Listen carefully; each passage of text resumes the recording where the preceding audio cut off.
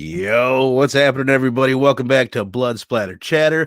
It is March Madness, and we have a special double feature going on. Double feature. There, I said it right that time. Tonight, we're going to be finishing things off with a conversation on It Comes at Night from 2017, but kicking it off with a fun conversation on Suitable Flesh from 2023.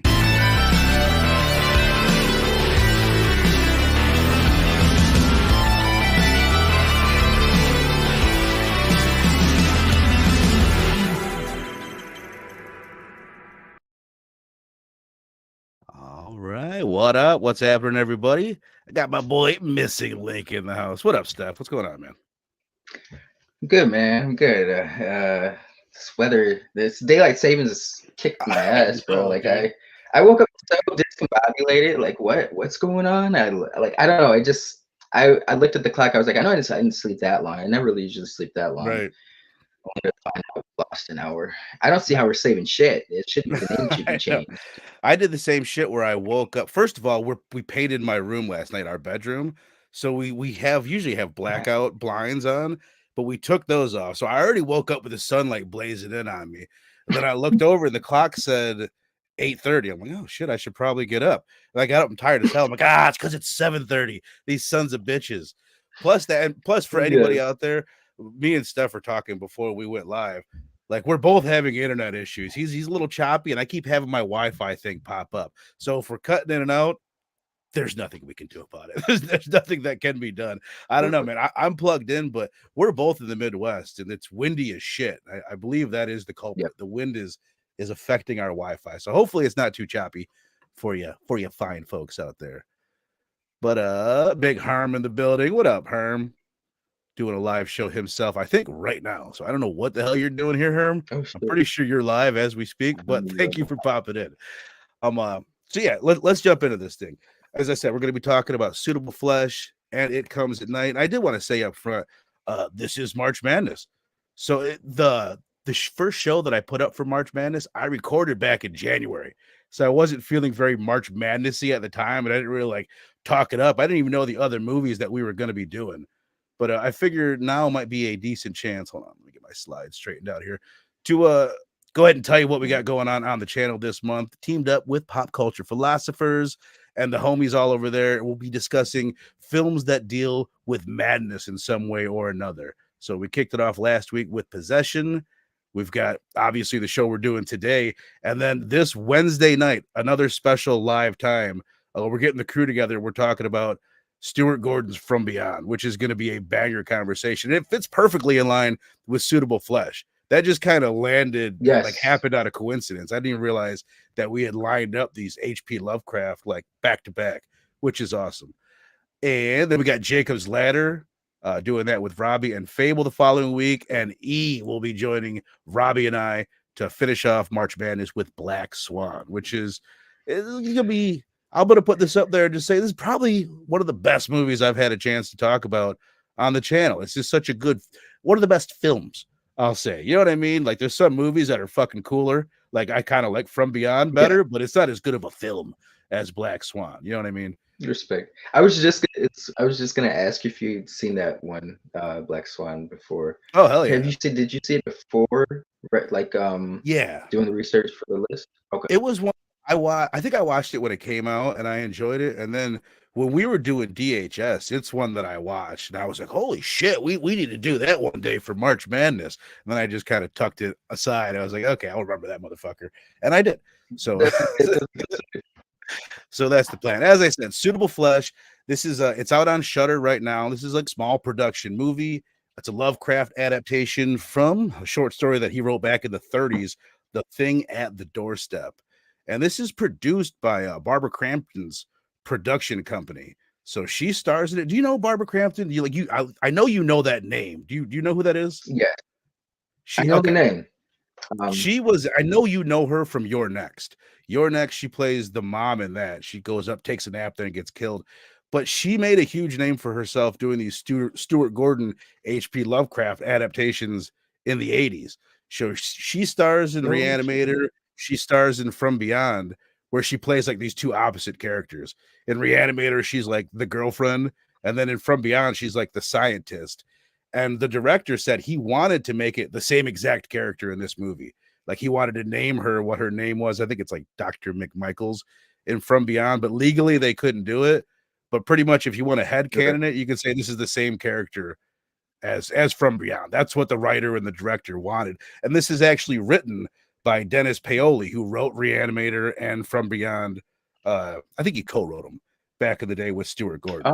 Oh, yeah, hell yeah. So I mean, so this is they call it a spiritual successor to Re-Animator and From Beyond, the early H.P. Lovecraft Stuart Gordon flicks. But I figured this is like a tricky one. This is a body swapping film. And if you want to see me stumble and start tripping over my words, watch me try to set up a fucking a movie like this without any help. So this is what I did. I made this on this is the way I'm imagining the story. This is how the story goes down. It starts, we never see this, hundreds of years ago, maybe thousands of years ago. There's someone that's fucking around with dark magic, and they're using this magic to travel into other people's bodies. And we catch up with the story in the present day, and this dude has that dude in his body, right? He's this horny guy in this guy's body, and his son is this dude, and the old man is taking his soul and putting it into this body, and then this guy goes to Heather Graham for help. That's pretty much how this goes down, if this wasn't overly confusing. And then here's Barbara Crampton, just throw that in. So it's I was okay. I thought she looked a little familiar. That was cool. Yeah. And these glasses that she's wearing here, these are pretty much like an ode to the glasses that she's wearing in From Beyond. So I'm excited. You've never seen that, or have you? From Beyond? Are you going to be joining me on Wednesday? Oh yeah, dude. So yeah, this is cool. Like to set it up this way for you to be introduced to her, like through this. I know you've seen her in other things, but then to go back to be introduced to this character in this, and then go back. But hell yeah, man. Let's say what's up to the chat real quick. We had some of the homies pop in. We got postpone the show till next Saturday. All right, or Sunday. All right, buddy. I hope it wasn't because of us. Shit aren't important enough for that. But we got Stu in the building, Station Gang at work. Go back to work then. Go back to work, man. Two Gun, my buddy, man. What's up, buddy? All right, so yeah, let's just dive into like this. I had just kind of stumbled across this one. I'd heard there's a podcast that I listen to that I'm probably going to reference a lot called The Evolution of Horror. It's amazing. It's like the best podcast in the fucking world. And they eat it up. Like this dude, they have great taste. They almost only talk about movies that I dig and stuff that you would dig too. They just have really good taste. I watched this movie and I enjoyed it. I'm like, oh, that was pretty good. And then they're flipping out about it. They just loved it. So I'm like, oh, I've got to revisit this. And so, and I did, and I enjoyed it quite a bit more. I enjoyed it both times. But I feel like this is almost like it's almost like a guilty pleasure type of film. I feel like I enjoy it almost more than it maybe deserves or whatever, but I definitely do enjoy it. When I told you about it, I was like, go in expecting some cheese. And there's plenty of cheese, but knowing that it's a spiritual successor to these old 80s flicks, like it kind of fits with the mood. But what do you think of it, brother? Your overall thoughts on Suitable Flesh? I enjoyed it. The first time I watched it, it's like I had to let it sit for a while because I was like, it's not necessarily my type of movie that I usually, go for, but I found myself enjoying it. But I was like you said, there was cheese, but the cheese worked. Like, there's a there's a funny scene when like Heather Graham's running out the house and she's doing like the scary movie run. It's like,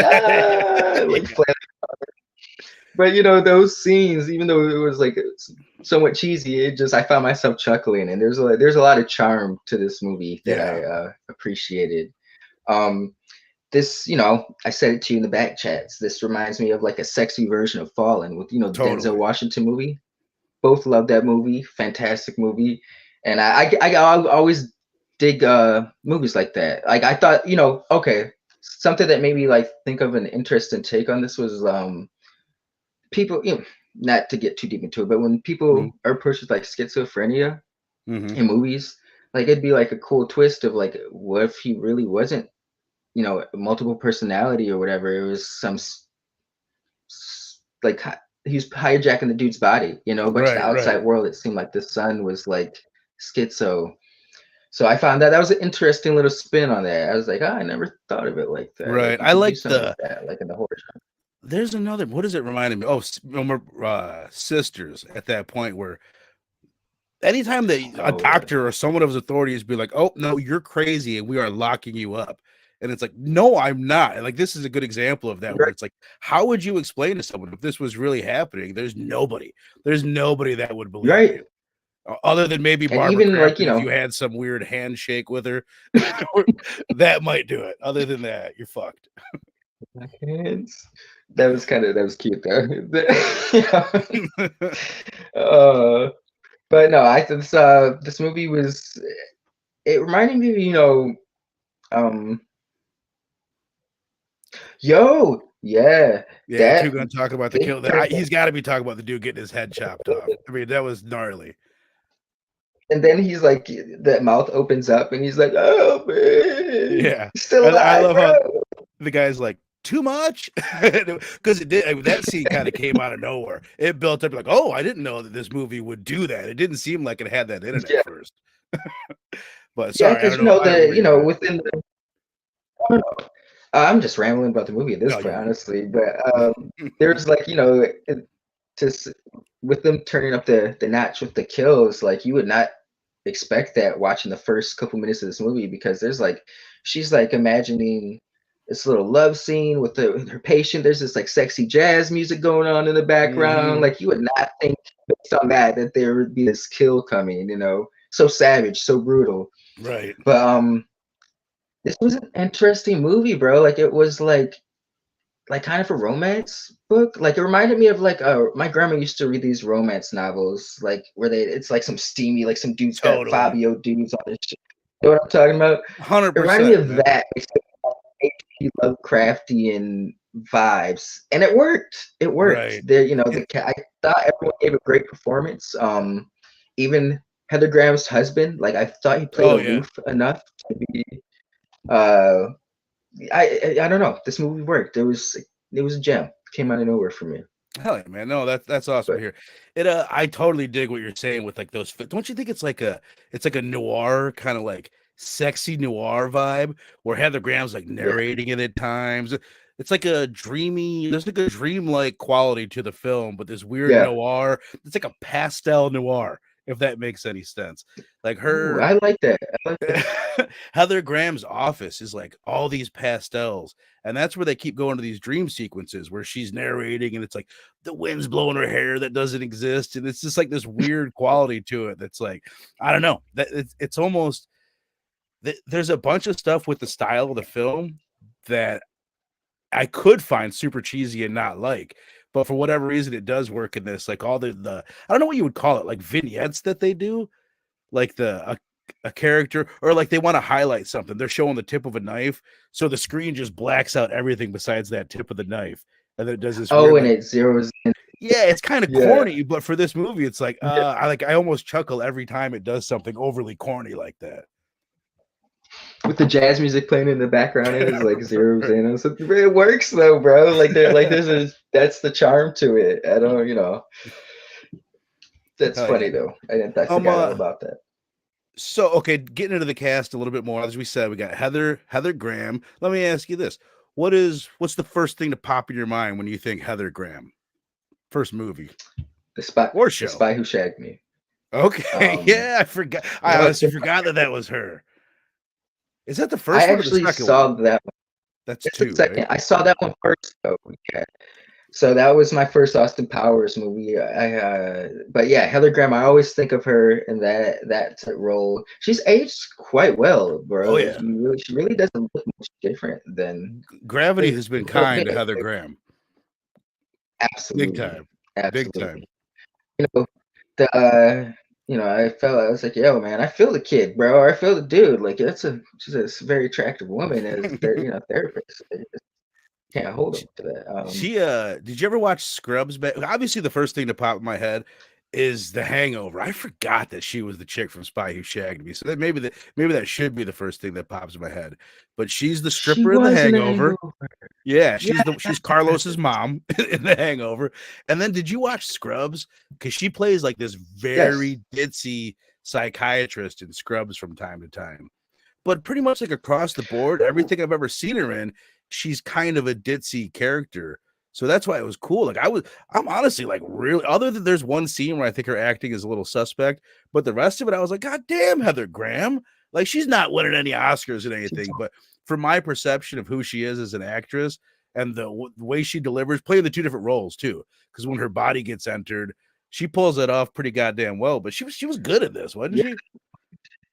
Yeah, no, she was a highlight, bro. Like I was like, I found myself saying like, you go, girl. Like you're still getting a role. Like this is a movie. Like she's the star of this movie. Right. You know, like she's holding her own. I like toward her the transformation towards the end. Like it really did kind of feel like the dude in her body. Like when she's in. Not to get too far ahead, but Oh, yeah. she did a very good job in this. Like I was very shocked. Oh, the thumbnail you have where she's like pointing the gun or whatever. That whole scene right there, I was very impressed. And like you said, it was like, despite who shacked me, I would never have seen this coming. But right, I'm glad to see it, man. All the stuff with her and the husband too, where you know what I mean. She's got this other person in her body. And you can tell it's like a male normally, I think, the original host or whatever entity that's now entered her. And he's like loving having this Heather Graham body. And then she goes and sleeps with the husband, doing weird shit, cutting him and everything. His performance there is great.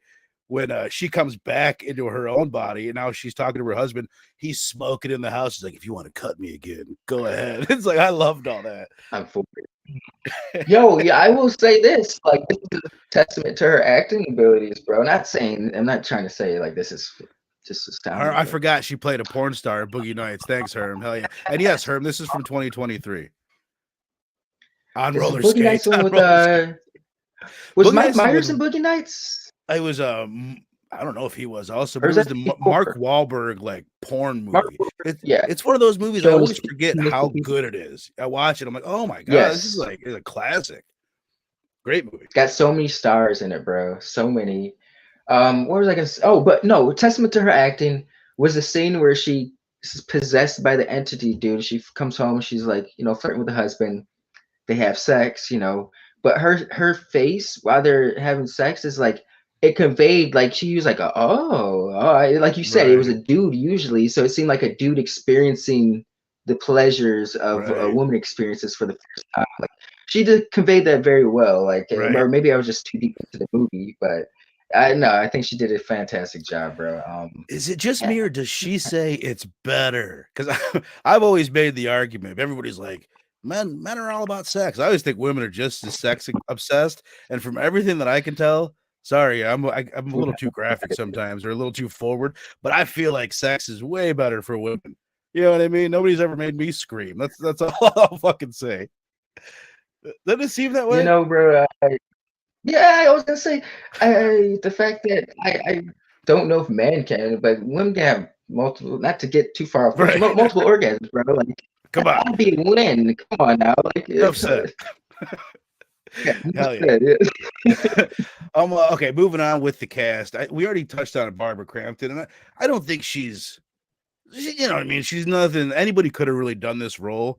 She doesn't like blow. The character doesn't have too much to do in the movie, but what she does is quite serviceable. But for me, like I've been way into these old Stuart Gordon movies recently, so it's just awesome. You know what I mean? It's just like cool that she's in this flick in this smaller role. But the other guy I wanted to mention, did you realize who the young man was? Judah Lewis. Do you know who that is? You know him. The psycho dude or the possessed dude?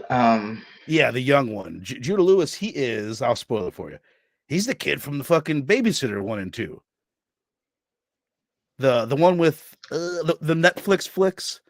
You know what I'm talking about? No, the young kid? Yeah, the young kid? Him. Yeah, for Babysitter 1 and 2. The one who takes out the babysitters. Yeah. No way. Yeah, let me fucking double check. Yeah, Judah Lewis, Asa White, best known for Babysitter and Babysitter Killer Queen. Yeah, that's him. Man's grew up, bro. Man's grew up. Now, did you realize who the old man was? The old man is Senator Kelly from the first 2 X-Men movies. Okay, that one I did. Okay, that one. I was like, oh, is that him? I kept questioning it though, but I did think I was like, is that X-Men? Yeah. Senator Dude, please It was hit one the of those. bars. I'm seeing his face. You know, like when you can see someone's face, and sometimes you're like, it's not. There's like, oh, I know that guy. I know him from something. But sometimes Yeah, you're like, oh, I know that guy from like something big, yeah, like something I've seen 100,000 times. And I looked him up. I'm like, oh, I should have known who that was. But I mean, I just enjoy that about this flick. There's only like 5 characters to give a shit about, and they're all cool. yeah. They're all like somebody that did something. They're all enjoyable, and they all do their roles pretty goddamn well.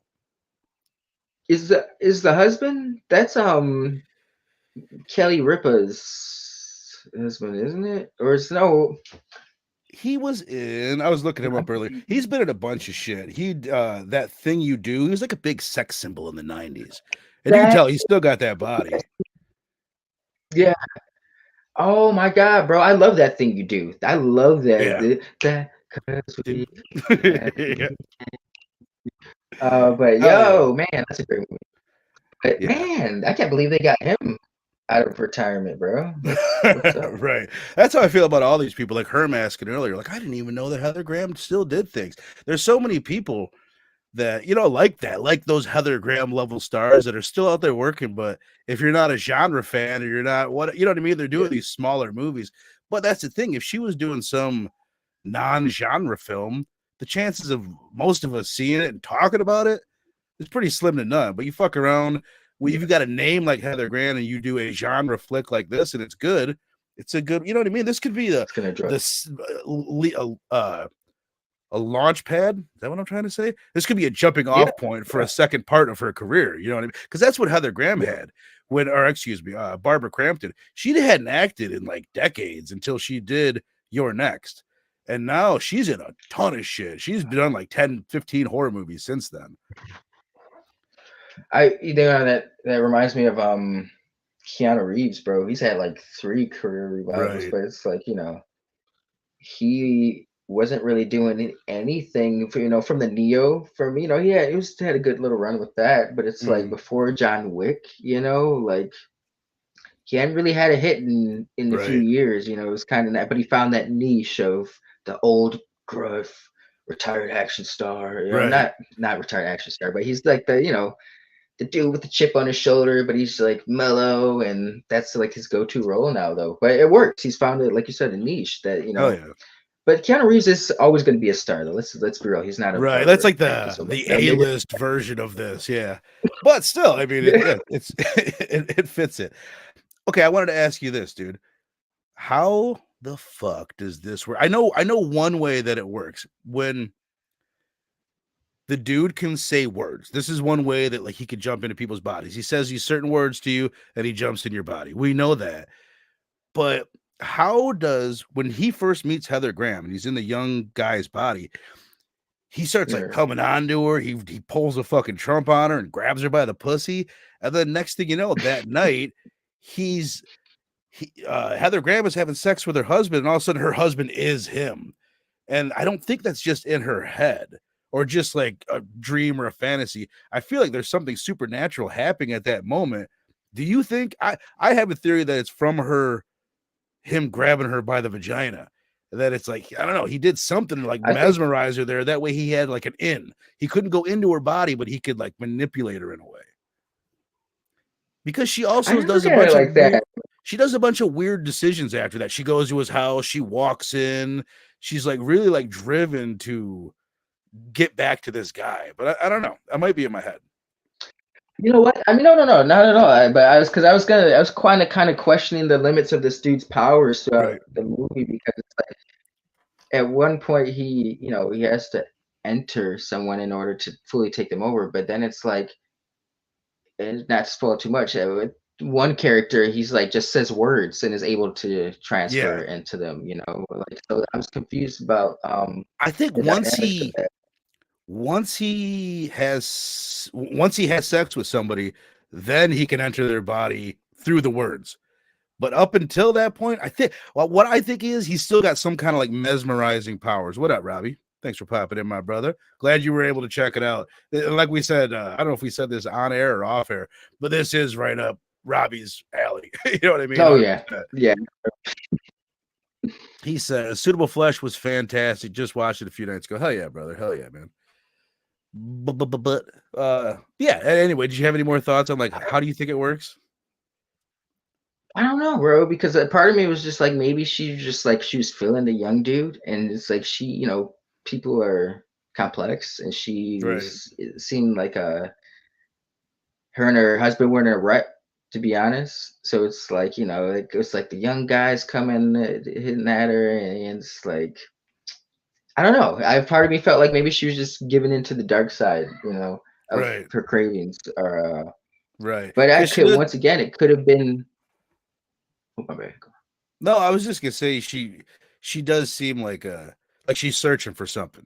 You know what I mean? Like her and her husband, Yes. they Yeah. seem happy until this goes on. Then it really highlights how unhappy they were. Like when they have dinner before all this happens, they're laughing and giggling. They seem like they have they're the filmmakers are trying to demonstrate how good their relationship is. And then once the body Right. swap happens, you realize like, oh, the guy's been wanting to smoke in the house. He's been wanting crazier sexual Both have stuff. been living a lie. Yeah, when he Yeah. says that's the hardest I've ever come, it's like so fucking creepy, but at the same time, you're like, damn, what did he do to you, bro? What happened? Yo, that scene, it bugged me. It was not really, but it was just like I was like, because he got in so close, I was like, motherfucker, kiss her or something. Why do you have to get in so close to say that? Like, but it was funny. Yeah, But yeah, no, it could have been that maybe they left it ambiguous for a reason, but it could have been that, but it could have just as easily as him, like you said, when he grabbed her, because he had different methods or different ways of controlling people throughout the film to varying right, degrees. So it's like maybe that a touch or something, like it was a sort of spell, because it's dealing with some crazy magical shit, bro, in that right, book. So it's like I don't know the limits of that. It's like maybe could have like you said, an influence spell on her that made her more drawn or susceptible to shit he was planning in the future. So I could easily see that. I didn't think of it at first, but I could definitely see that now. right. So Do you remember when Heather Graham goes to the old man's house when he's still in the old man's body? And she's got like her hands down on the table, and he goes, Fing. Like he touches her like that, like he's touching between her legs again, and there's a sound effect like shing, and I think it's signifying like he's got abilities. Don't let him touch you between the legs, or he can get you. But okay. Well, you know what? The other moment I wanted to point out before we get into the ending of this thing, I thought the reverse cam kill was fucking awesome. Like that was such a creative. Remember when she's backing into him? The dude, she like knocks the oh, dude out the body. So she kills this young guy, whoever Asa, who's been taken over by this entity. She kills his body, or she tries to kill his body, knocks him out the window, and then she just keeps backing into him, and the reverse cam keeps popping up, and just like bam, bam. That was such a cool, like I don't know, such a badass scene. it's satisfying. Sound effects worked for it too. I did the crunch and everything. Right. Yeah. And then when she like finally pulled off and his body could just kind of lumped over, it was yeah. I like it too. How like remember how the movie? It took me till the second time I watched. I'm like, oh, that's what they were doing. How the movie begins is Barbara Crampton and the coroner opening up that body bag, being like, that hardly even looks like a person, and it's like that's him. That's the result of afterwards of her smashing into the fucking dude. Yeah, I forgot that. So this was like a Nordish, very Lovecraftian Right. film like that. Oh, I dig that. I like that. The only thing it was missing was some tentacles, but we did get some drawn tentacles, so we did see some on paper, but there was nothing ever coming This out of is a true. hole with fucking tentacles or anything.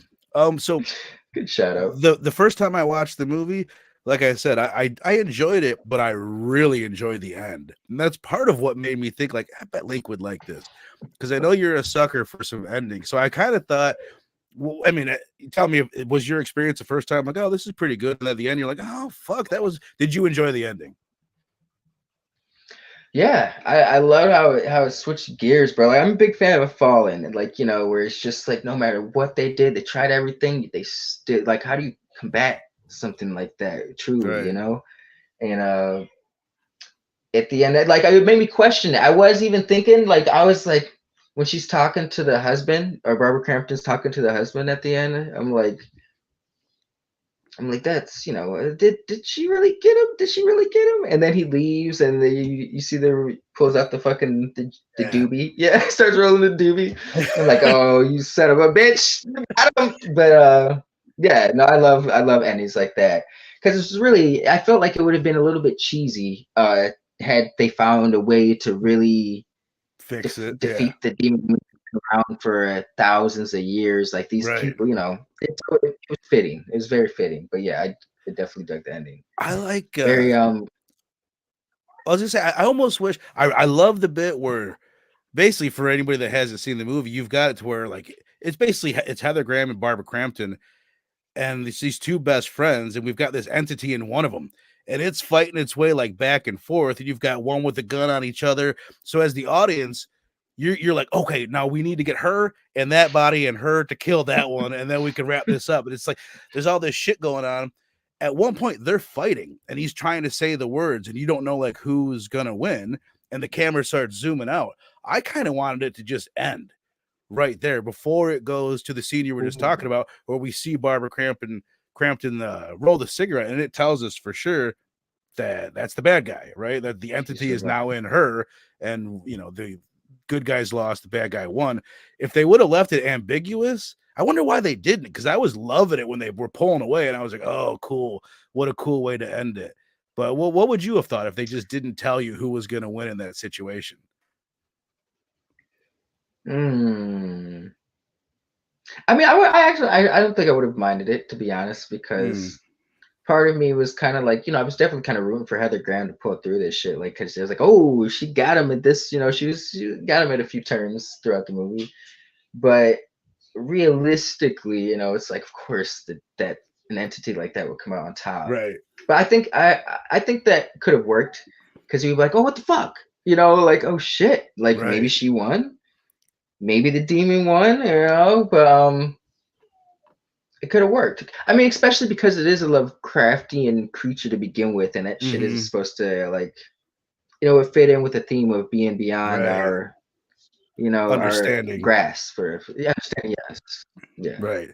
So Right. I mean, it's one of those things that I wonder how well that stuff test screens, because a lot of people are gonna be like, fuck that. I don't like it. That's another thing about this movie. It has an 85% on Rotten Tomatoes, and it's like everywhere I look, like on Shudder, it's 3 out of 5 stars. On Amazon, it's 3, like I think it's got an IMDb of like 5.5. So it's like 85% on Rotten Tomato and a 5.5 IMDb. It's kind of all over the place. And I could see a movie like this with these tones that don't necessarily always go together.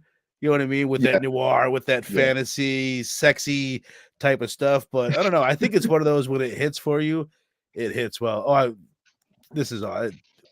stumbled over my words. Thank you for pointing this out. This is cool, man. Director's been waiting to do that rear cam kill for 15 years.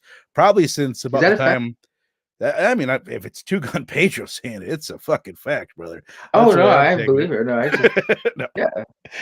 Yo, no. I wonder. That's got to be about the time that those got invented, the backup cams. Oh, the cameras. All right, so we got one more movie to get in. We better go ahead and wrap this bad boy up and grade it.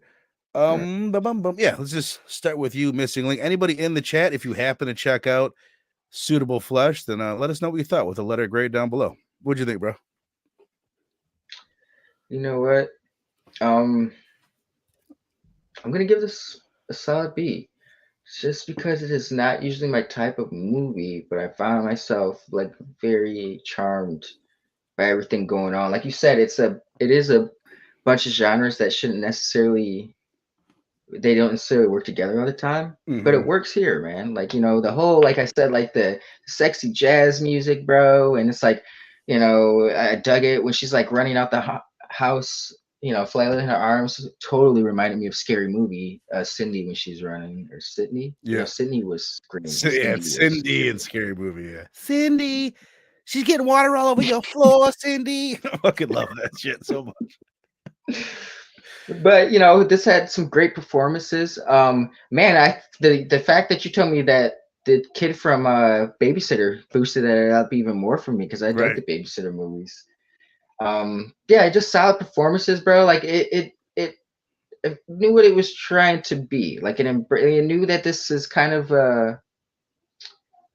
not a cheesy concept, but I don't know. Like the cheesiness worked. Like I don't, you can tell when Well, there's it's a bad cheese and good cheese. There's a charm to this. right. Well, it's an overdone concept. It's a Freaky Friday, but it's done with in a Yeah, fairly fresh way, right?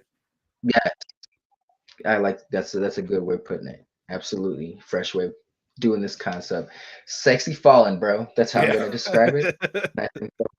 That's gonna be my fucking ganger tag or gamer tag when I get a PS5 finally. Sexy fallen. But all right, hell yeah, dude. I hate That would to be I feel like this has been happening a lot. I think we all gave I feel like I've been copying a lot of people's scores recently, but I'm gonna go with a B too, because that's what I was thinking ahead of time, man. Because it's not, yeah, it has its issues, but it's like it makes up for those issues with the charm that it has, and the fact that it's not yeah. taking itself seriously at all, and they're just having fun with the flick. There's a lot of nods to H.P. Lovecraft stuff in general, and to a lot of the old Stuart Gordon stuff that was a lot of fun. I had some negative thing I wanted to say. There's some shortcuts fucking taken. There's some moments where you're like, why are you making this decision at this time? Remember when Heather Grant is in the kid's body and she's tied up in the basement? Are you talking to someone? Yes, Okay. my son. Oh, that's fine. If he wants to join on the show, he's more than welcome. He's tied up in the basement, and she calls Barbara Crampton on the phone. She's like, I need help. I'm in this basement. Click. And she just hangs up. It's like, bitch, you're tied to a wall. You're not going anywhere. Just take some more time. Explain yourself. There was some silly things like that. It's like, why did she hang up on her? There was no rush. There's no rush. But And at the same time, be forgiving. Oh, Robbie coming through there was with the A+, my man. Hell yeah. and respect, Herm says didn't but see it, but gives Heather Graham an A. I'd give her double D's. That's just me. yo, I like that. But no, there was a scene where I was just like Barbara Crampton, where I was like, bitch, why are you lingering? God damn it! Like you first you don't believe her. Now that she's left the body, you're still trying to quit starting to believe her. You're questioning it and shit. Like if you don't Yeah. get your ass out of there, I thought she was gonna die in that scene. I'm not gonna lie, Me but too. oh yeah, That's what it's I kind of can't weird. believe that's the babysitter kid.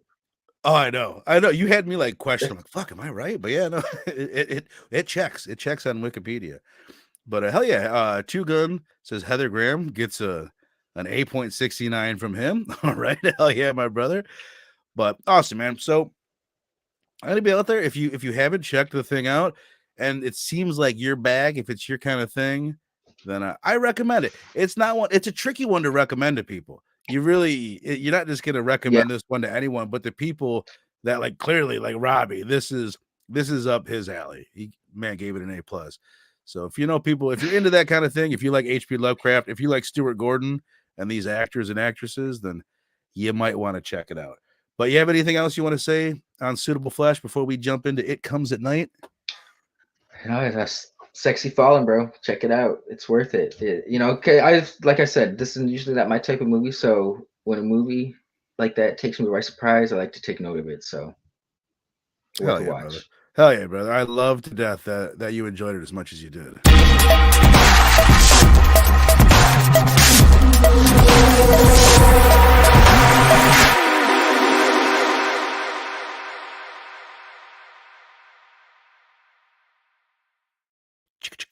I thought that was just going to keep going forever. That went on for a minute there. And that was loud as fuck. So I apologize if I just blew anybody's fucking speakers.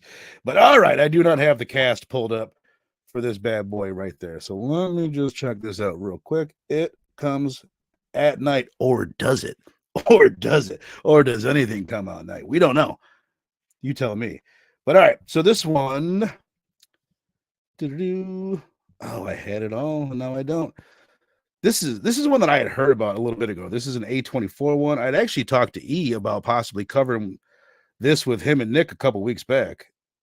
Oh my God. I'm sitting here trying to pull up the director's name and I can't. Where's this man at?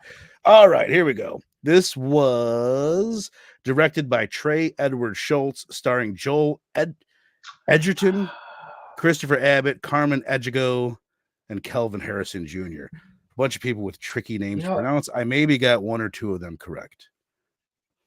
I thought I was under the illusion that Joe Edgerton Edgerton or whatever directed this. I'm so disappointed that he didn't. I mean, I still like Right. the film, but I'm man, I'm so You off know what he did? of Because it. I was actually just looking into his shit before we got rolling. I was trying to figure out where I knew him from.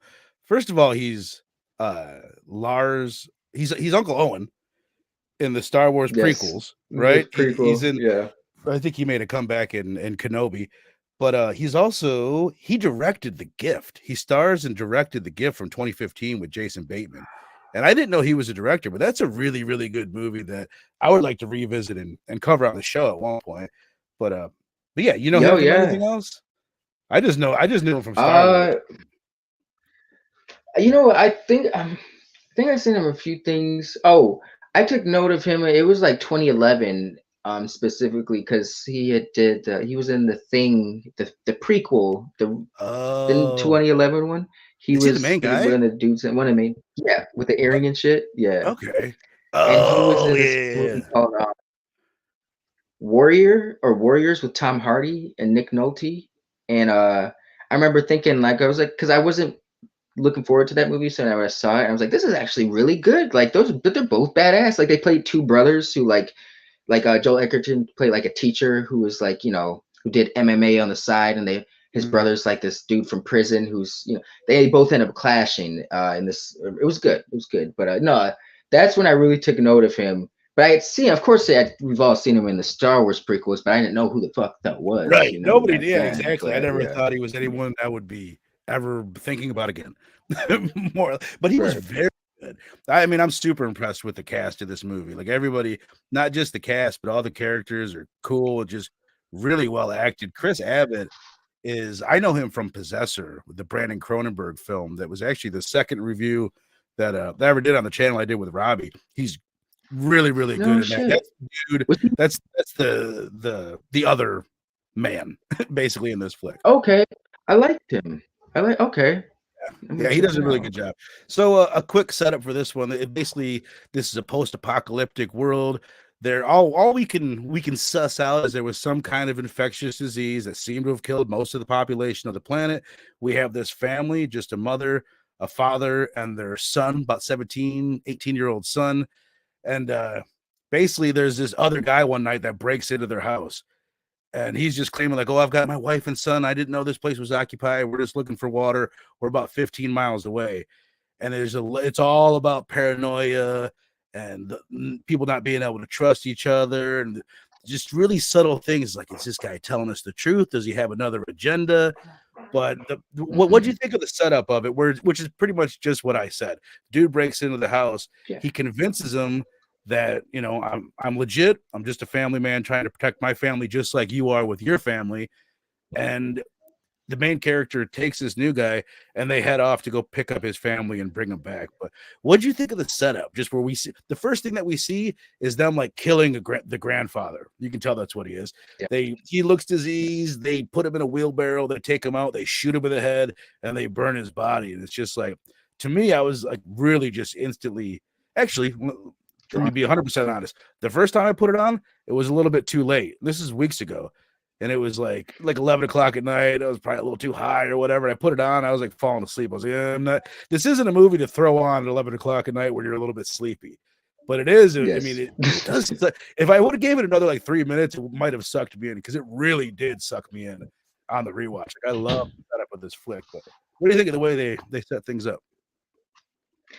I loved it, man. I think it kind of hits you a lot of different ways within the first couple minutes, whether it's like the grandfather scene or even with that's fucked up on its own. But it's like even with him breaking into the house, it's like you can see both sides. Like it's like even when they kind of work things out, he goes to pick up his family. There's still like this air of paranoia, or Yeah, mistrust, and it's like maybe they're not on the up and up. Maybe they still got to camp out there somewhere with other people.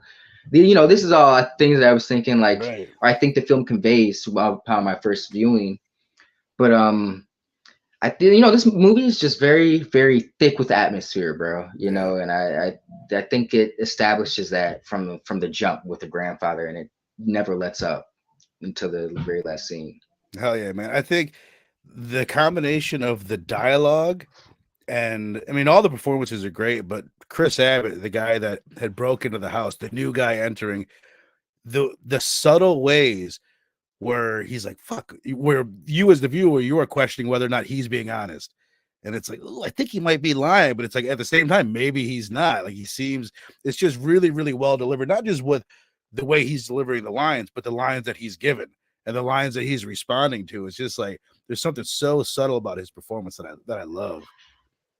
Yeah, no, it's like because it's like knowing what we know now. It's like he was just being up in front. Like I just want to take care of my family. You know, I Right. don't care about the bullshit. I'm not trying to fool you. But upon a first viewing, it's very questionable. Like he sounds sly. Like this sounds like there's a slyness behind Right. his words almost. You know, when he's saying, "I just want to take care of my family. I didn't know anybody was here." You know, you really don't believe him. You're like, get the Right. fuck out of here, bro. Right. You Right. knew, you don't have a family. And There's then some okay, so things when they're they're going to like, pick up the yeah, no, go ahead.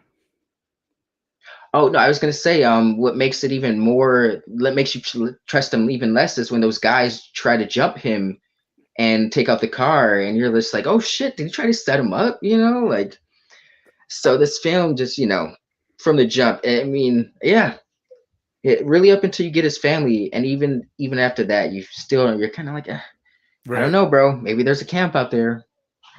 Well, I love how it's so subtle. Like they get attacked. You're right. They're on the road. They get attacked, and the main character, the dad from the house, he kills these people that attacked him. And the way that Chris Abbott reacts, like, oh no, and it's like, oh shit, why? Did you know these people? He's like, no, we could have got information. It's Yeah, like, okay, all right, but it's always so and even the way, like when he asks him, he doesn't say we could have got information. He says, we could have got information. Like he stumbles for a second. It's just yeah, everything is very deliberate. Like it makes every you sentence, question. yeah, Yeah, dude. no, Okay, yeah, that's I took a picture of it. Did you see? I don't know if it was supposed to be something. I feel like there's supposed to be this like thing. Okay, when they're in the truck and they're driving along the road, and the camera at one point it starts like whipping over and looking off to the left, and the camera is just like acting weird, right? At one point when it looks off to the left, it looks like there's this like weird monster fucking figure. Did you ever notice it? There's something like sitting there almost doing like this pose. You see it from the back, and it looks like this giant, it almost looks like Groot. It looks like there's a giant Groot that's sitting like 30 yards off into the woods. And it's even in the preview. When I saw the preview, I'm like, oh, they showed it in that too. It never comes of anything. And I don't know if it's complete, but you never noticed it. I know because I've watched this movie many times since I first seen it, bro, and it's like there was something mysterious about this movie when I first saw it, and like I even thought like there's like some sort of, I thought this was gonna be like a creature film almost, Right, it right. comes at night, like what comes at night, like It does, yeah. yeah, the monster. But, Here, let me see if I can show you. but Let me see if I can blow myself up if I know how to do that. Like I took a couple pictures of it, and it's gonna look like shit. But basically, this is not gonna go well. I'll just tell you right now. All right, where the fuck am I I? See that right there? right there, yeah, Right there. And if you, yeah. oh, that's my aunt. See that? Oh yeah, it is yeah, It's like it's just something fishy, bro. but I think it's purposefully put there because it's such an unnatural thing. It's not, it can't be a tree. But I think it doesn't come of anything. I think it's just something to put there to get people thinking like, oh, what the hell was that? There's something about the way that the camera's moving around that invites the viewer at that point.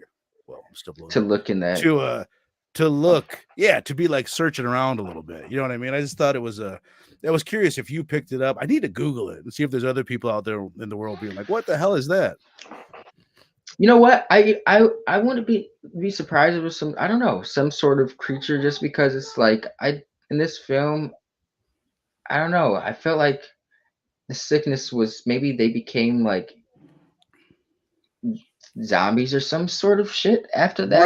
Right. But Oh, once their body like, because why not go out at night? You're right. Yeah, I never really even right, thought of it right, like that. They're like, we never go outside at night. It's like, why? You gonna get sick at night? Get sick during the day, just the right. same.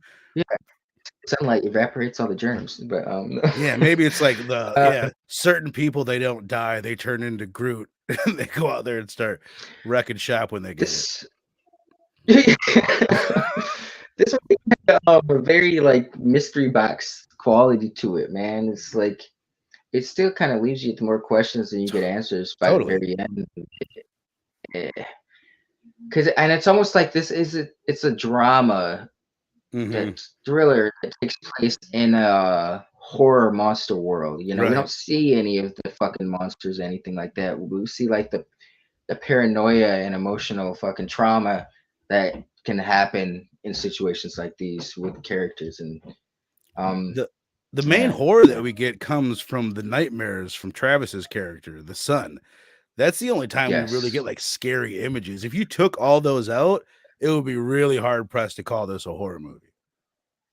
yeah those are definitely the most visually striking Right. images of the movie.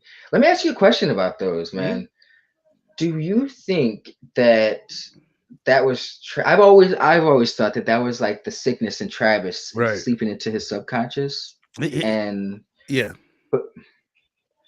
but we don't know how quickly the virus works, and it's like he'd been dreaming the whole movie though. So That's what I was thinking what do you too, think? because Which at one point they kind of try to give it a timeline where they're like, okay, grandpa got sick, and then a day later or whatever. They try to pin it down, and that's why they're like, okay, we've caught that new guy. Leave him outside overnight, and then we'll check him in the morning. If he's good, then we know he's good. Because they think it's like a 24-hour, a couple days, 2-3 days, like right? max, and they'll know if you've got the COVID. disease.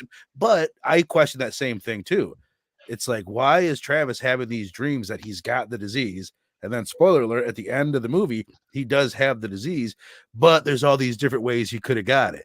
Did he get it from the dog? Did he get it from the kid? We assume that the kid opened the door, touched the dog, he touched Travis, and that's how Travis got sick.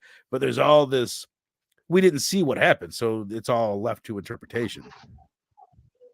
See, I always interpret it as Travis was the sleepwalking, bro. Mm, I think his dreams, the dreams gotta signify right, something, right, like, and he was always getting up throughout the night in the movie. He was the only character who kind of got up throughout the night, right. which to me, like, if he was sleepwalking, like, maybe it was like after he got done sleepwalking, there was an after effect, like he felt it subconsciously in his body. He'll wake up, not Mm, realizing he had already been up doing shit around. See, I don't know, because I always thought like with the dog, for instance, I thought that I don't think the dog, just came back and busted down the dog couldn't have busted down that door. yeah, yeah, right. Okay, the dog is inside when they find him. Oh, but the door was Yes. unlocked. I But think it was Travis. He had right. slept to sleep. He was sleepwalking, and when I don't know, They the even say extent the of kid can sleepwalking. That barely reach the door. Like he can barely reach it, but he can yeah, reach it, but he can barely reach it. Yeah, they do leave very, it. There very. was even a minute where, you know what I wish they wouldn't. I started to question like halfway through the movie. I'm like, is the dad even the dad? Are these kids? Is the wife and son, are they prisoners? And this is some guy that's came in and take over this family. But they do at one point show a picture of them from before. So that wasn't a part of it. I assume, unless there was a photoshopped picture. No, that's a good point because I was like throughout I think because the first time I seen this movie, I was questioning like, is that really his son? Sorry, Oh, you said, I of had course it you so I see it, couldn't see the Inja. comments for a little bit. Inja saw it. Thank you, Inja. Thank you. It just makes No. me feel better. But I know because he does it in many scenes throughout this movie. Like when everyone else is kind of like showing emotion, Joel Edgerton is very Hmm. dead. And the only time he cries throughout this movie is when his son Travis, you know, and that's when Right, he's just finally breaks down. But upon my first watch, I was kind of questioning. I was like, "Is that really his dad? Is he really the dad of this family?" right. Because there just seemed to be like an emotional disconnect. Well, that's part of it. And Is so, there's yeah. something that leads me to that is just the fact that it's a mixed family, right? We've our biracial family, white dad, light skinned black mom, and a darker skinned black Mhm. son. So I'm like, you know what I mean? So that probably is the thing that led me to like, I wonder like if that's going to be the twist where you find out at the end that he's so paranoid because he already did this. He already came and took over a family. But yeah, I mean, clearly it wasn't that though. I thought, to go back to the opening act, who do you think the main character of this movie is? Like to you, who's the perspective character? Travis. Yeah, right. I And think Travis is our focal point. Yeah. he doesn't speak like this fucking movie's so good in the way like there's the subtlety of this movie, the way that they set it up. He almost doesn't say anything for the first half hour, but they're also really focusing on how observant he is. So like you are Yeah. paying attention to what because of how close you see him paying attention. They're sitting at the dinner table and just like he's looking around, not looking like he doesn't trust people or he doesn't trust what they're talking about or whatever. But like his facial expressions like sell so much of this movie. You're so locked into him. And then when it does start to lean into him and he becomes the main character, you're like, oh shit, well, I've been with this guy the whole time. And I didn't even, you know what I mean? You didn't even realize like that has been your guy the whole time, but they didn't like make it clear until halfway through the movie or more. I didn't think that. That's a cool thing. Yeah, a good observation because I was gonna say like he really is just kind of he's an audience member essentially throughout the Right. first couple minutes of the movie because he's just watching things just as we are. We don't really hear. It's more of a Joe Egerton getting a lot of the lines and the mom and yeah. So when it does transition to him, it almost feels like you said. It's like, oh, we've been with him the whole time, so it makes sense. Damn, I didn't peep that. I like that though. I like that. Yeah, hell yeah. I mean, it's really well written. That's why it's one of these things like this is a short week, it's daylight savings time. This is an early show. There's so much I wanted to do before I started doing this. I want to know what else this guy has done, the director and the writer. Just like, I mean, I would love to see more of this dude's work. I wanted to ask you about some of the stuff in the second act. We've got the two families together now, right? They've decided, all right, we're going to live together. Everything seems to be cool. They're kind of meshing, and there's two scenes in particular. One where the dad is seeing his son chopping wood with the new guy, right? And there's like this bit of like, ooh, is this guy going to come and take my place and like be the father figure for my son? Like little scene.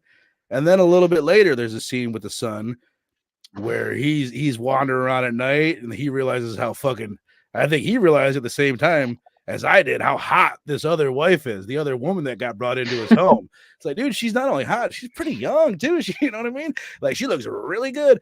So they set up this thing like, oh shit. You start thinking, okay, he's all these things. You know what I mean? The two dads are gonna be beefing over the son and all this stuff going on between that set up. The dude, he's gonna be trying to fuck this guy's wife and everything, and then they don't do anything with it.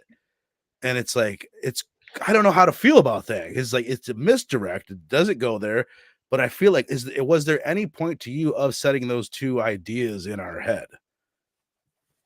It's funny you say that, but not necessarily those two ideas. But Mm-hmm. with the Joel Edgerton stuff and him seeing, I felt like he like even early on in the film, like after he shoots the grandfather, he kind of turns around and pauses. Like I feel like maybe I'm reading too much into it, but he's like he realizes he's lost his son, and like even though that's what he had to do, his son's gonna hold something towards him in a way because you're the Mm-hmm. one who killed grandpa. Like you did it. When people, when something traumatic happens, people can want like a sense of something to blame, Someone to something to point blame, the finger dude. at. Even Yeah. yeah, We got a death of the family going on right now. And there's always shit oh like brother, I'm that. sorry. People looking for someone to blame. No, thank you, man. But yeah, no, it But does happen. It's you know, human of us. yeah, yeah, we need a source, and I felt like Edgerton's character realized that. So when he saw like he already knows like the world's gone to shit. Like I'm sure he wants the best. He just wanted to protect his family, of course. And so if he sees like he knows there's this disconnect between him and his son because like the movie alludes that he was closer to his grandfather. Yeah, Like I can yeah. only assume by like his reaction in the pictures. But if he found like this another male for him to bond, I think he was like looking at it. See, I didn't read it as jealousy. I read it as like him looking at like, shit. If I can't do it, at least he's getting it the source from Ah, something. Like he's not interesting. like a male. Yeah, I was kind of Look looking it at up like too. if you strip it down to where there's no one else in the world, all of a sudden, like if you've just got say take the kids out of the situation or leave the kids in the situation, it becomes like you can only compare yourself to him. So it would be really Right. easy to get really competitive. Like, as the husband, be like, oh, look, oh, he's doing that with his wife. That's the That's only what, other example on the planet. Oh, now I better go get her some flowers. Look, oh, look at the time they spend together. Like it would really shine a light on yourself if that's the only thing you could. Luckily, we could be like, okay, he's a better husband than me, but that fucking guy, I'm better than him. Fuck that. I don't have to do anything. I'm good. You know what I mean? You're cool.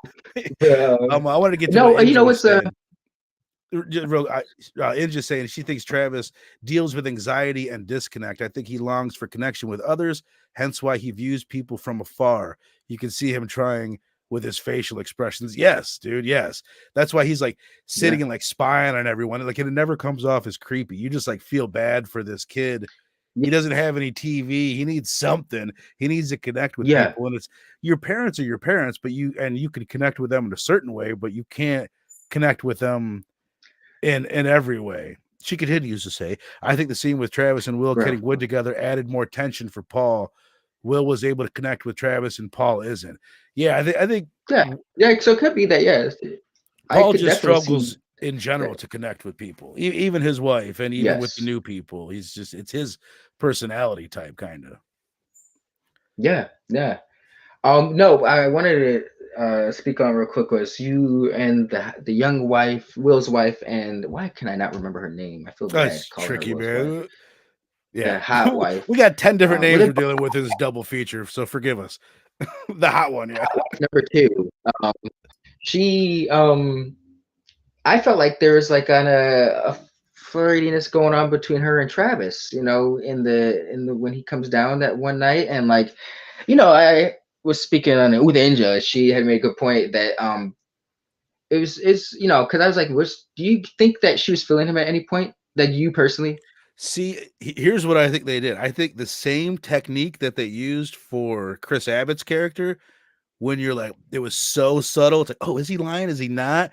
It was like, is she flirting? Is she not? They wrote that same line with her where you're like, oh fuck, what is going on here? Really well written, man. I like that.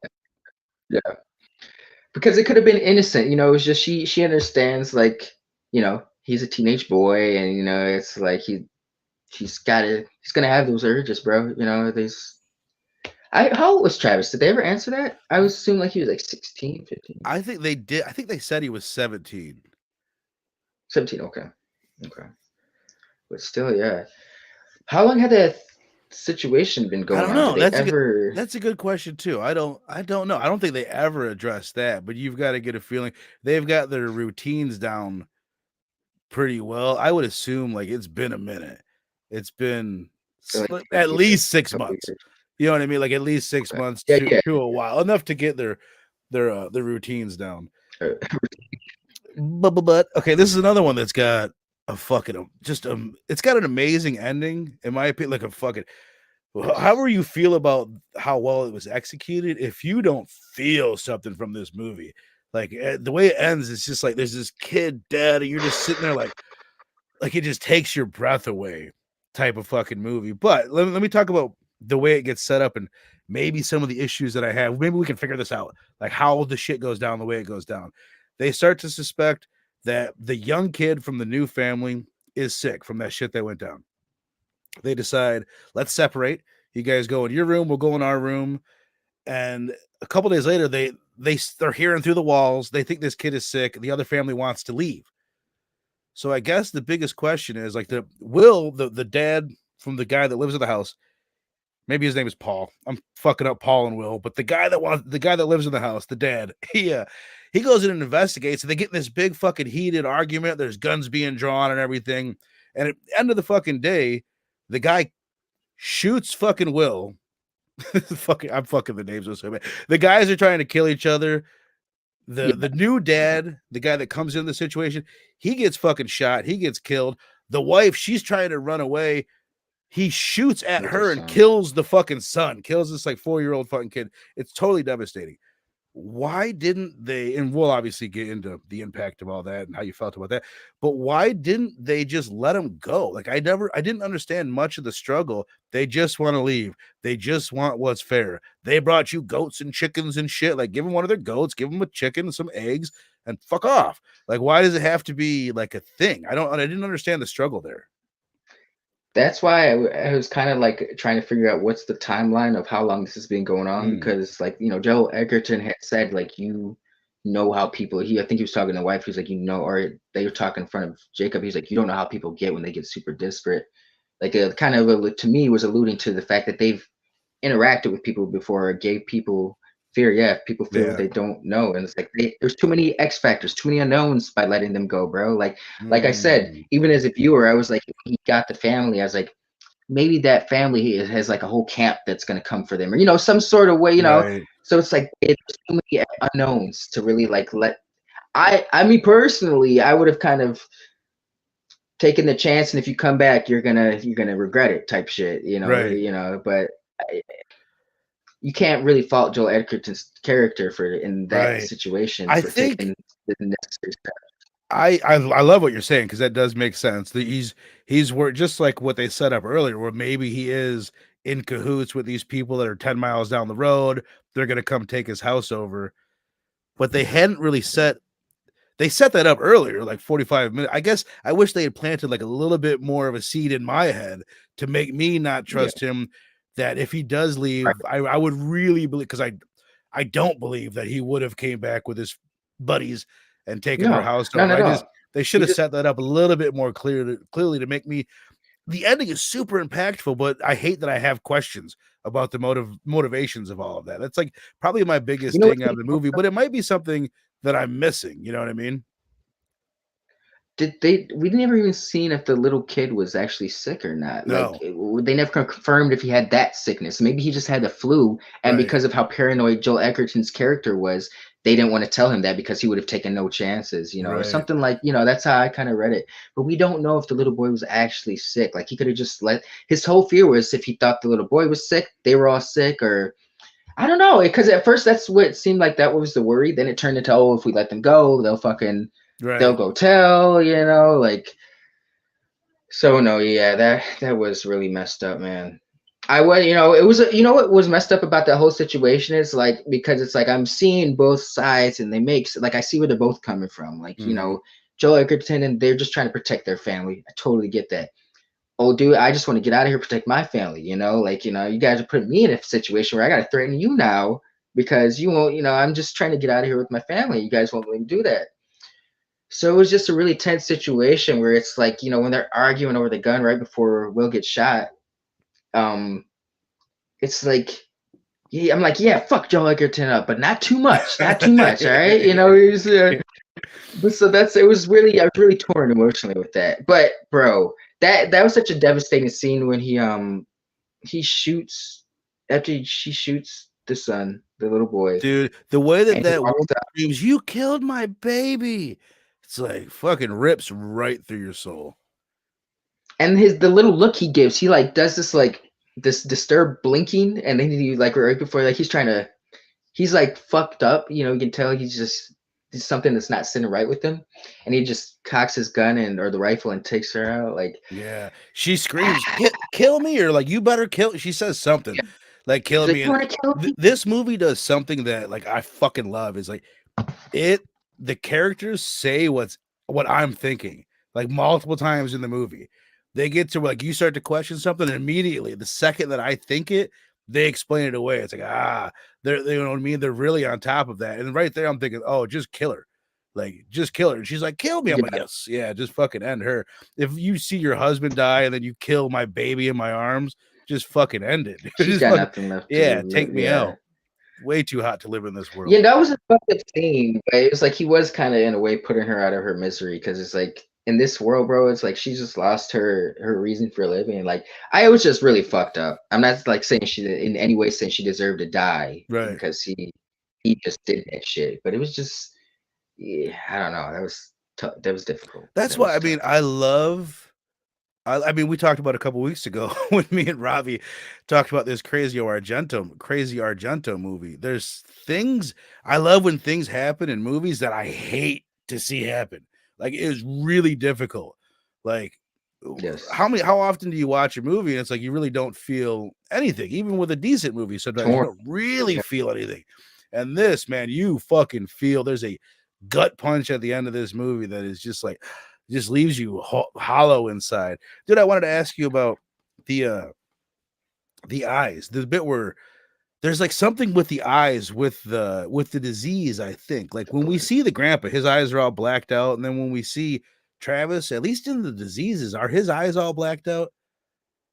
Like in gooey and shit? Because the dad is saying, okay, the first thing when Joel Edgerton, am I saying that right? Edgerton?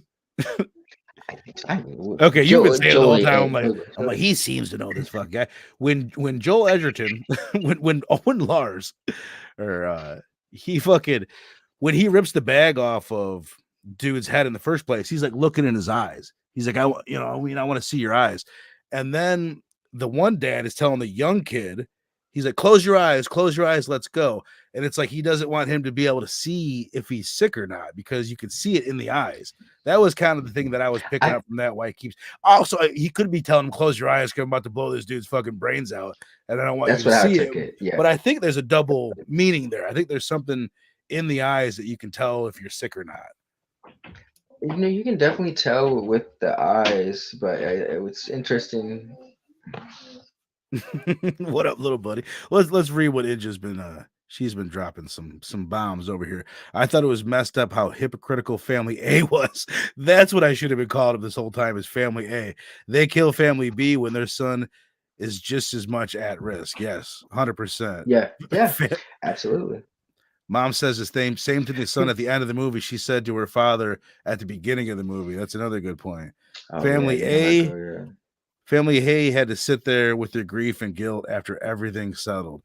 Yeah, man. And then you know what's fucked up? I think they all died. Yeah, going.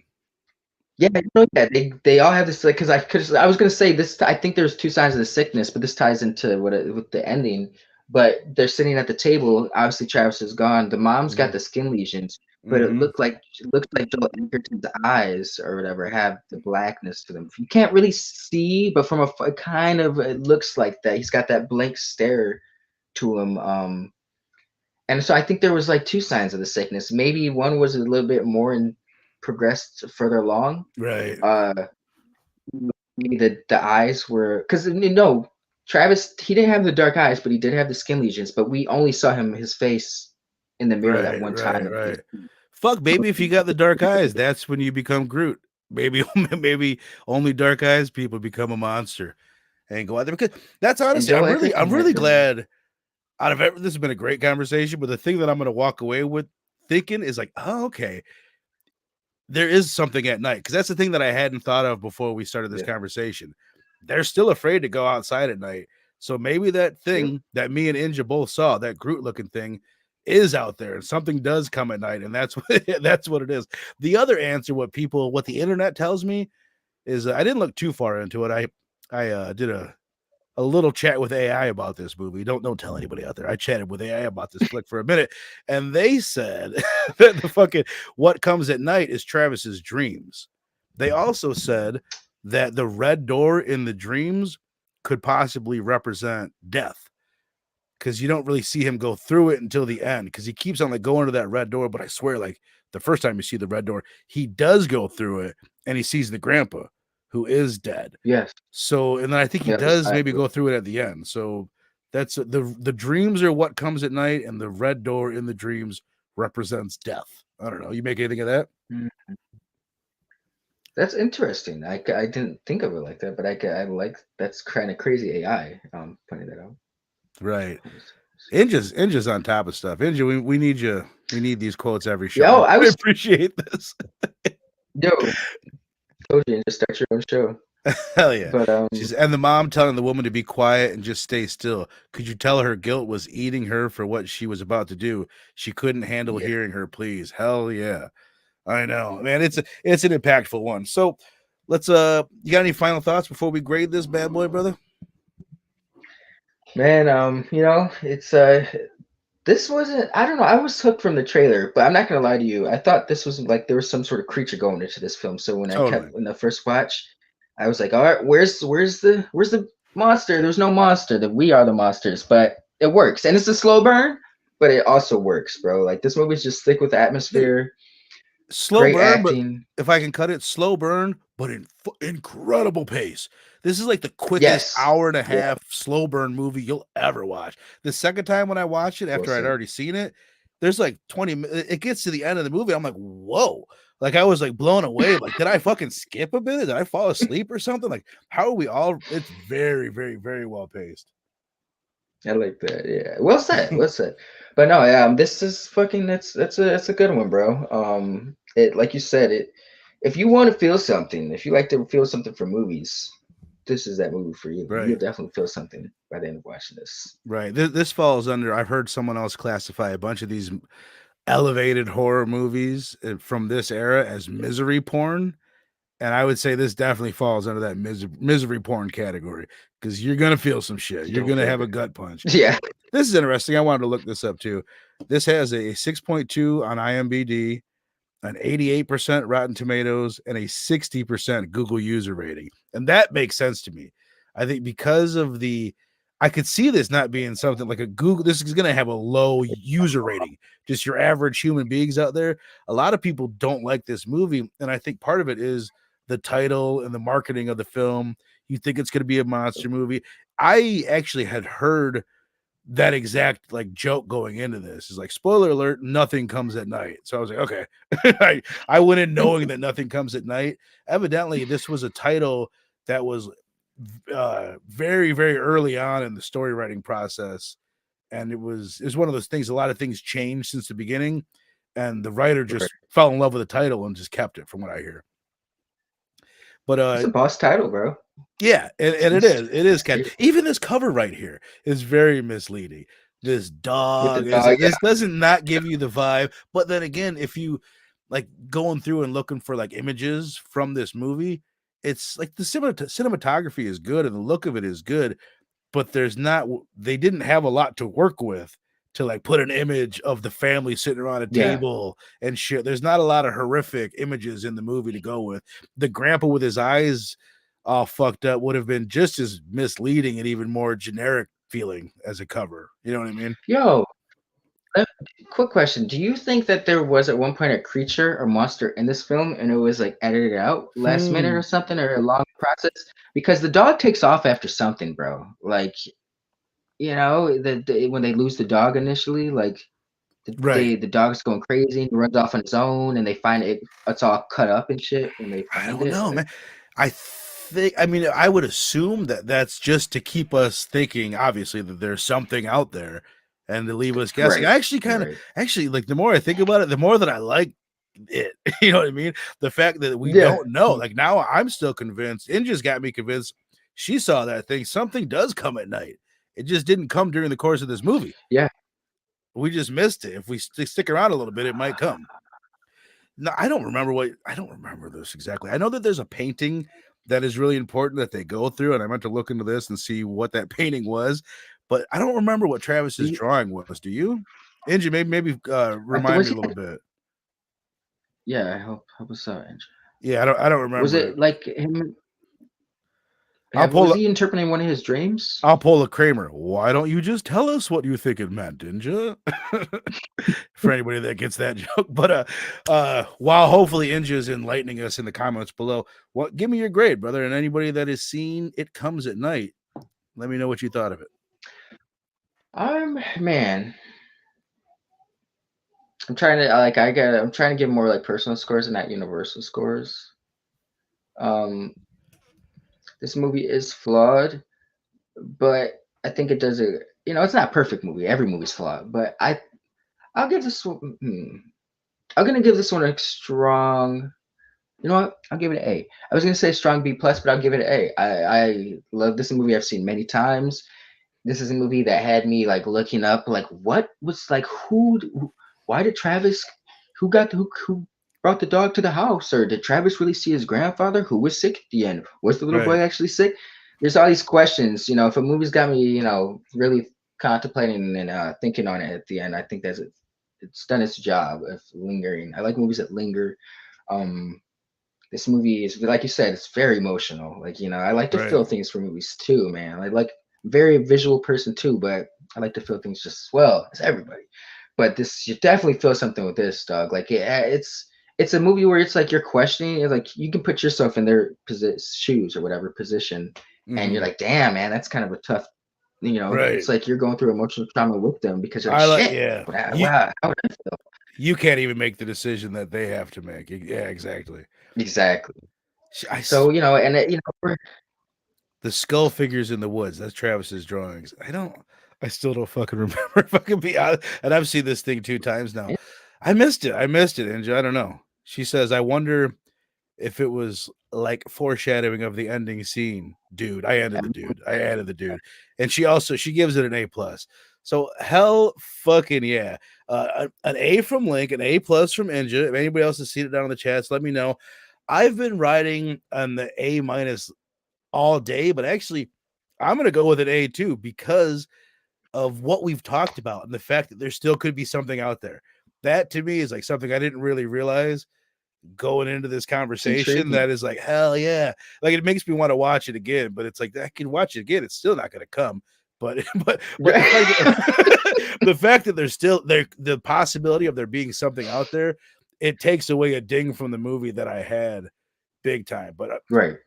I keep saying it, man. Atmosphere, and cinematography. Like that's what makes a good movie for me. The cinematography is good in this. There's nothing visually that really like blows me away, but it is very good. It's like it's more than competently shot. It's an above average cinematography.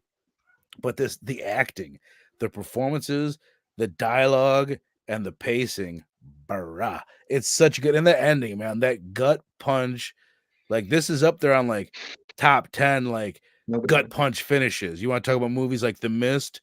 Like you should talk about It Comes at Night. And that's another thing is like this movie doesn't get talked about. I listen to so many fucking horror podcasts, and I'm not saying I've never heard it mentioned. I've heard it mentioned like once maybe, but like there's so many of these A24. You're gonna hear Midsummer, you're gonna hear Hereditary, you're even gonna hear Saint Maud, and a bunch of movies like that mentioned way more than this. I almost never hear anybody talk about this flick. And the fact that it's A24, it's not like it's hidden.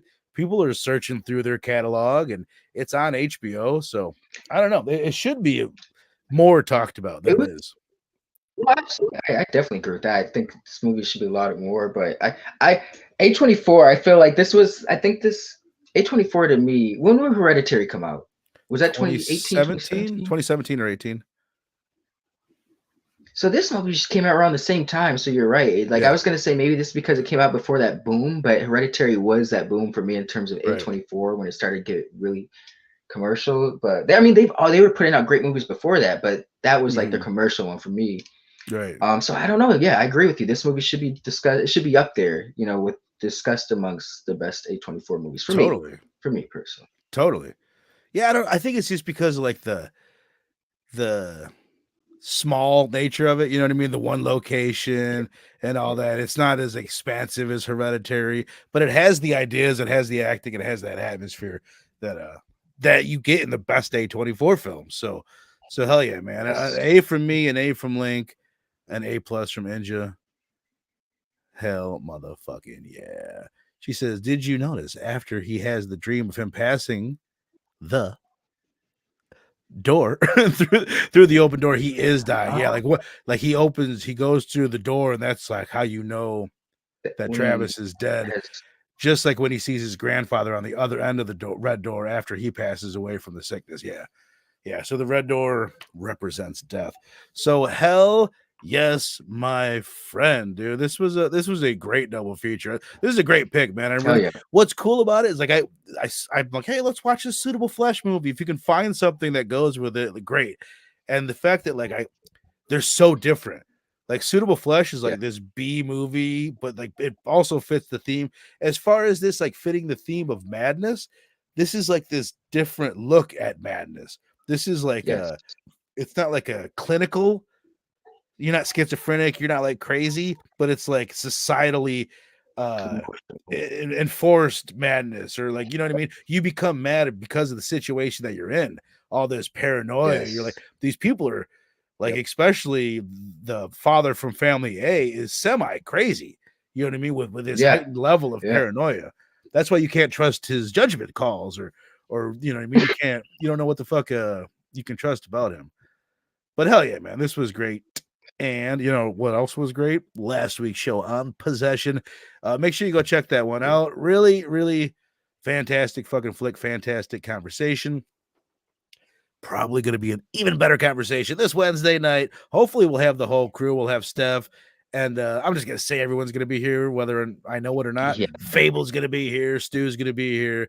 And we're going to talk From Beyond from Stuart Gordon from, I believe, 1986, starring Barbara Crampton and the dude whose name I can't fucking think of. Oh, I can't think of his name, but he's great. He's the dude from Re-Animator. So this is a spiritual. This is a prequel to Suitable Flesh in a way. Yeah, like I said, the way that director was, what he wanted to do was make that the exact same character from Beyond, who's like in From Beyond. Barbara Crampton plays, they call it like the girl wonder. She's this like up and coming, just like Nick from Comic Culture, an up and comer. She's this that's an inside joke. She's like this young genius doctor who yeah, it's fucking great. I can't wait for that one. But then the following week, Jacob's Ladder, and we are finishing it off with Black Swan. Hell yeah, man. And then this just happened a couple nights ago. Yeah, 2 nights ago, over on One Collection Down, hashtag Blame Fable and his amazing friends. They talked with Gary B. Fantastic conversation. Go check that out.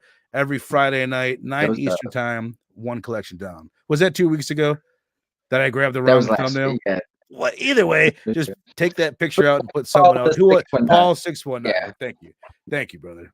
I had a feeling I was wrong about that. And then I have I have your thumbnail from last week that you do a fantastic show over on Dr. Doom's Fan Club, where they almost never talk about Dr. Doom Supreme Clientele. So tell the people about your show over there, brother, with Stu. Yeah, we went over we've been covering the Marvel's Knights era in the early 2000s of Marvel, and we just kind of went over their biggest hits, and we kind of went with our last hurrah for that era. We chose like two books that are a little bit more modern, you know. Well, Wolverine was definitely during the banger era, but it would deserve to be talked about, and Silver Surfer Requiem, which is a book from that era that didn't get enough credit, but we also discussed some books for this week, which was great. Ice Cream Man, Avengers Twilight, and I know there was a third book, and I'm blinking on it, and I apologize. But this week, this upcoming Tuesday. I hope, because our show's on Wednesday. Tuesday. So I'm not changing my fucking. I don't want you to. I just want to be able to make fun of you. So don't change your name. Come on, then I won't be able to do that. We're gonna have John's Comics with Kids join us, and we're gonna be talking about the first 2 arcs of New Avengers. So that should be exciting, bro. Hell yeah, man. Back when I was covering comics, John was one of my favorite guests to have on. Actually, I was just perusing my old shows that I've actually deleted all of them off of YouTube. And my one of my most successful shows as far as watch time hours is me and John breaking down a Nice House on the Lake from Tinian. I looked at it, I was like kind of blown away by how well that thing did. I don't think I'd been paying attention. It kept doing well. But but anyway, man. And then so yeah, make sure you're checking that out. Dr. Doom's Fan Club every Tuesday night. Soon we'll be changing to Wednesday night. So keep an eye out for that. And then again, this Wednesday, From Beyond, Stuart Gordon Madness with the homies. And tomorrow night over on Pop Culture Philosophers, I know Robbie, I know Stu's going to be there. Link, are you on that? The host tomorrow night? The host, I believe so. Yeah, I had to check my messages, but yeah, I'm on the host, so that's going to be a fun one. Because I wasn't sure. I was like, am I on the host? Because when Robbie said it, I think he was talking about when he did the stream with Fable a few days ago, and he was like, he was talking about the host. He's like, I think Steph's going to be there. I was like, am I? So Robbie you got to double check that shit. You never know with that guy. He was he was telling he was on a show a couple weeks ago, and he wasn't, but it worked out. But hell yeah, man, I appreciate everybody. Again, make sure you go and checking out Robbie tomorrow night, talking to the host, and over here on Blood Splatter Chatter on Wednesday at 8:00 Central Standard Time. We are talking From Beyond. All right, peace out, everybody, and we'll see you next time.